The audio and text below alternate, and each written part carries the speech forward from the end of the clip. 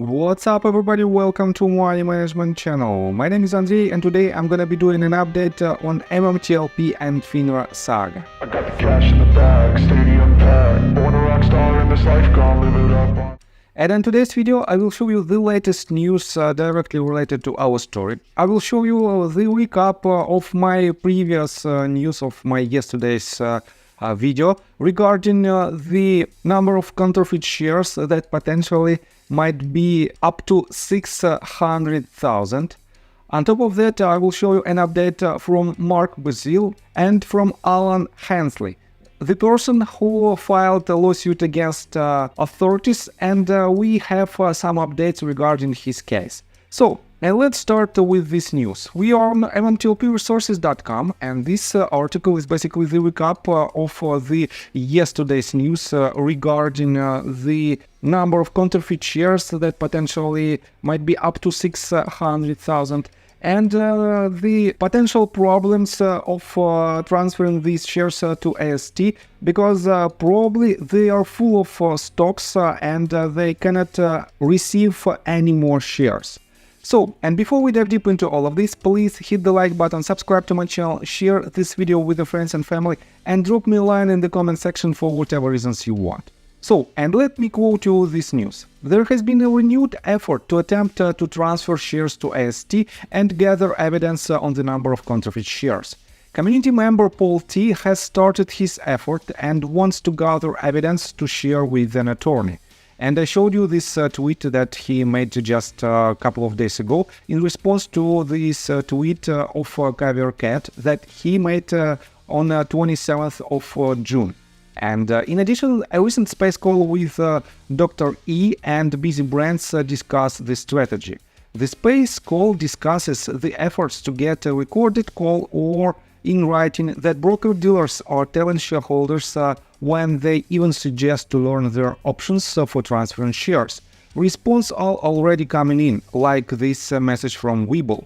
And here you can see the screenshot from Michael, one of the members of MMTLP community. And right here you can find that AST presumably is full of shares and they cannot receive any more of them. Let me quote you further. The goal here would be to find out what the procedure is for transferring shares to AST if available, or what prohibitive costs may be associated with transferring if allowed. This is evidence that can be given to Pete Sessions' team and or shared with attorney Paul T is working with. Bottom line, are broker-dealers stonewalling and not transferring shares to AST because AST is full, which would provide evidence of counterfeit shares? The above space call requests that you record a conversation with your broker-dealer, but please be aware of two-party consent states where it might be illegal to record a phone conversation without the permission of the other party. We have tried to record calls with E-Trade in the past, and they simply do not consent and literally hang up on you if tell them you are recording. This is even if they are recording you. As with any legal matter, do your own research on your own state's laws regarding this. Some participants in the space call were giving out questionable information regarding California laws and phone recording. The space call also enforced that the share count includes 600,000 counterfeit shares as discussed at the Pete Sessions town hall. It has been reported that Texas investors CC and MVP attended this session. However, so far we have heard no audio or video recording or even any complete notes from any of this latest town hall. Until then, please take any of this information with a grain of salt. And yes, I've told you in my yesterday's video that as long as we don't have any evidence, any documents or recorded phone calls from officials, from authorities, we have to realize that this is only a rumors, it is only a speculation. That is why we have to be cautious, but something big is coming. And let me show you another news from Due Diligence. He wrote just several hours ago this tweet.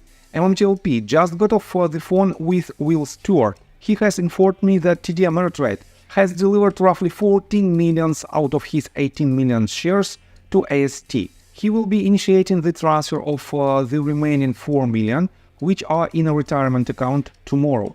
Did you know that TD terminated their relationship with Will shortly after he informed them that he would not allow his shares to be lent out? So, quite interesting statement, and I have to say that I didn't know about that. And this might be another potential evidence that TD Ameritrade shorted the MMTLP stock, and that is why they don't want to deal with Will anymore. And due diligence added to this screenshot that he definitely had a phone call with William. On top of that, let me show you that we have another senator that is aware of our situation. And Paul T reposted this tweet that was made by Lorenzo. And Lorenzo wrote, "Met with Oregon Senator Jeff Markley today. He wasn't aware of MMTLP. He is now." And he added several screenshots of this meeting, as you can see, MMTLP, and here you can see the senator. And definitely it is another good sign that another senator is aware of our situation. On top of that, George Palikoras is also supporting us. George recently shared a message with the community member which offers some hope to continued efforts for a resolution. Michael of the Dimino clan shared a message from George in a tweet, and here is the screenshot of this tweet itself. And 3 points stood out in the short message. 1. George indicates that they are doing all they can from the meta side. 2. George knows the next bridge is also working on this. 3. The fact that Maccabi shifted positions is an indicator that they are fighting for the project in a meaningful way. We'd like to thank George Palikoras for sharing the short message to help boost morale of the MMTLP community. As always, we wait. And let me show you another good news from the next bridge hydrocarbons at this moment. Jennifer Vetrano wrote this on July 15th, and I missed this tweet, but nevertheless, this is the news that might be important for us. So, she wrote, "Just heard back from Clifton. He said we should have an update within the next few weeks, MMTLP." And as you can see, she added this screenshot from Clifton Dubose, the CEO of Next Bridge Hydrocarbons. And he wrote, "Good morning, we should have an update within the next couple of weeks." And what will be this update, nobody knows, and how it might affect our case, also nobody knows about this. But definitely it might be some useful information, and we have a lot of people who are trying to help us, and this is really important. On top of that, let me show you the latest tweet from one of the latest tweets from Mark Basile. He wrote, "MMTLP, MMAT, MULN, BBIG, SOSM, COSM, and MICT will be announcing shortly the date and time for our civil RICO workshop. This workshop will cover the definition and types of claims under the federal RICO statutes, and will examine what a RICO enterprise is, as well as the culpable people and entities that enrich themselves through this enterprise. This will not focus on a single ticker, but feel free to use your imaginations once you learn the law and claims. Hope everyone is having a great weekend." He also added this.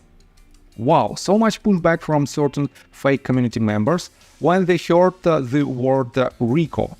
I wonder why. Could they possibly be part of the RICO enterprise? Are they protecting a group of RICO participants and culpable members? Obviously, they don't want you to learn anything with regard to the law. Just want you to be complacent and scream from the sidelines. I call BS. So should you. What say you?" Yes, it is a BS. And he also added 10 hours ago, so far at 5:44 p.m. Eastern Time, 72 shields and counting. So, definitely it is quite interesting poll and interesting results of this poll. And he also added 6 hours ago. "Civil RICO is a serious claim based on what otherwise would be criminal conduct. What happened to your communities is serious, and it's not as simple as blaming finger for the U3 hold or naked shorting. The problem is much more systemic than that. So much more had to happen, and all communities deserve to know the truth, no matter what. And yes, Mark is, you probably know that Mark is one of our headliners, and it is very important that he can share this information with the community. And some of community members, not only MMTLP, but other companies that were targeted by naked shorters, might use this information in order to file their own RICO lawsuits. And about the lawsuits, let me show you that one of our headliners, we have some news from one of the litigations that we have on the table, Hensley versus TD Ameritrade. And on Friday, July 14th, we have several filings, and we have several filings from July 13th and July 11th. Unfortunately, I cannot see these documents, and that is why I cannot do any conclusions, because these documents are behind the paywall. But I think very soon we will see some recap of these documents by people who has the access to these documents. And unfortunately, we don't have any updates from Alan himself. This is his two Twitter accounts, Alan Hensley 65 and Buttonwood X. And definitely we have to wait for the meaningful information from this lawsuit. And as far as we don't have it, please hit the like button, subscribe to my channel, and share this video with your friends and family. So, see you guys and girls next time. Bye! I got the cash in the bag, stadium packed. Born a rock star in this life, gon' live it up on the attack. Baby, I'm bad, I just wanna get caught up in this life, I'm crazy, I'm mad, doing no cap.